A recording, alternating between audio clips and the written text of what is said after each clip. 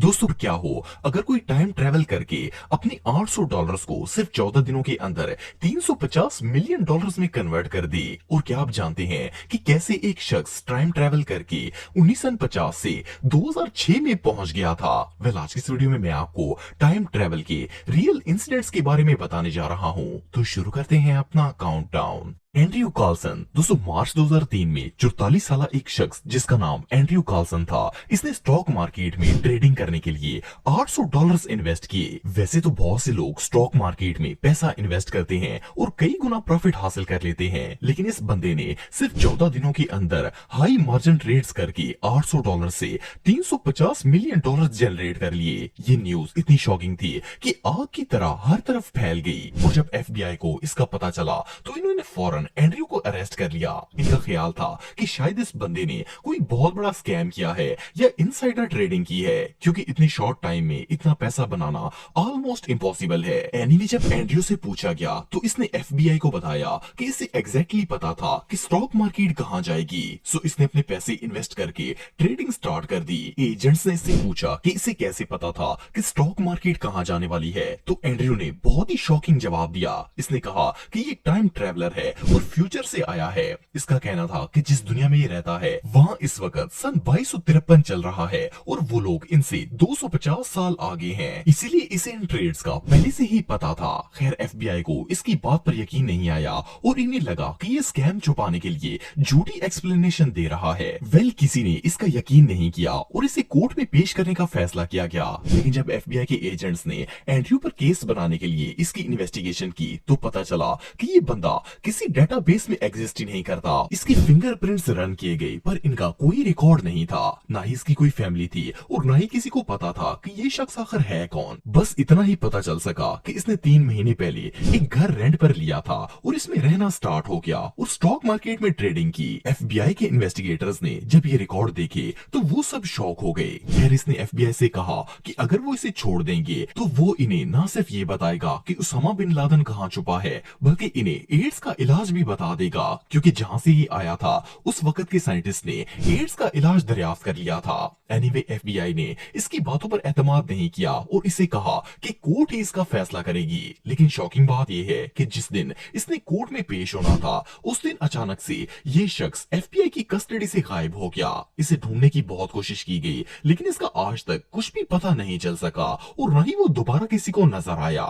Even आज भी इसके अकाउंट में $350 मिलियन पड़े हैं और इन्हें किसी ने क्लेम नहीं किया। ये शख्स कौन था, कहां से आया और कहां पर चला गया, ये बात आज भी एक मिस्ट्री है।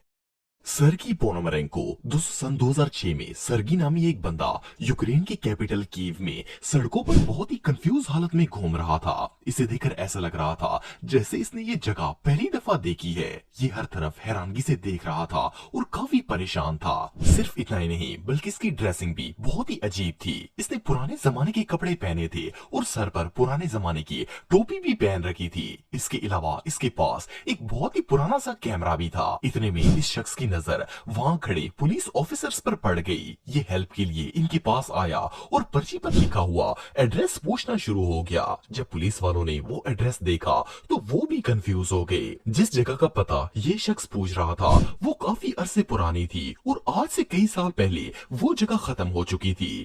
पुलिस वालों ने इससे इसका ID कार्ड मांगा। जब सर्गी ने अपना ID कार्ड दिखाया तो वो 1956 का बना हुआ था, जो कि 50 साल से भी ज्यादा पुराना था। हैरानगी की बात ये थी कि ID कार्ड पर इसकी डेट ऑफ बर्थ 16 जून 1932 लिखी हुई थी, जिसके मुताबिक इसकी एज 74 साल बनती थी। लेकिन ये बिल्कुल यंग लग रहा था। पुलिस को ये बंदा बहुत ही सस्पिशियस लगा, इसीलिए वो इसे इन्वेस्टिगेशन करने के लिए पुलिस स्टेशन ले गए। खैर जब इससे सवालात किए गए तो इसने बताया कि ये साल 1956 में रहता है, इसकी उम्र 24 साल है और ये एक फोटोग्राफर है। इसने बताया कि ये अपने घर से कैमरा लेकर निकल रहा था, तब अचानक आसमान में इसे कोई स्पेसशिप नजर आया। इसने जब इसकी तस्वीर खींची तो उससे एक रोशनी निकली और जब ये रोशनी खत्म हुई तो ये शख्स यहाँ पर पहुंच चुका था। इवन इसके पास जो कैमरा था इस पर यशीमा फ्लेक्स लिखा हुआ था। यशीमा फ्लेक्स जापान की सबसे पुरानी कैमरा बनाने वाली कंपनी थी और ऐसे कैमरे अब बहुत ही रेयर हो चुके थे। सिर्फ इतना ही नहीं बल्कि जब इस कैमरे की रील्स को चेक किया गया तो पता चला कि वो तस्वीरें 1956 में खींची गई थी। यहाँ तक कि इन तस्वीरों में जो शहर और गलियां नजर आ रही थी वो आज से 50 साल पुरानी थी। खैर पुलिस को इस पर फिर भी यकीन नहीं आया और इन्होंने इसे एक रूम में लॉक कर दिया ताकि अगले दिन इससे मजीद इन्वेस्टिगेशन की जा सके। जिस कमरे में से लॉक किया गया था वो हर तरफ से कंप्लीटली सिक्योर था और वहां से बाहर निकलने का कोई रास्ता नहीं था। लेकिन जब सुबह ऑफिसर्स ने वो रूम खोला तो सरगी रूम से गायब था। ये शख्स रातों रात अचानक रूम से गायब हो गया और कोई नहीं जानता था कि ये कहां चला गया। लेकिन बात यहाँ पर खत्म नहीं होती। पुलिस ने सरगी के गायब होने के बाद 1956 के रिकॉर्ड चेक किए ताकि पता चल सके कि ये शख्स आखिर था कौन। जैसे ही इन्होंने रिकॉर्ड्स चेक करना स्टार्ट किए तो इन्हें पता चला कि सरगी नाम का ये बंदा 1956 में लापता हो गया था और इसकी फैमिली ने पुलिस स्टेशन में इसके मिसिंग होने की रिपोर्ट भी लिखवाई थी। पुलिस के रिकॉर्ड में ये शख्स अभी भी लापता था। वेल एक्सपर्ट्स का मानना है कि सरगी टाइम ट्रेवल करके 1956 से 2006 में पहुंच गया था और अभी भी ये बंदा कहीं ना कहीं टाइम के अंदर ही फंसा हुआ है। बारह जो भी हो, इसकी ये स्टोरी रियली बहुत मिस्टीरियस है।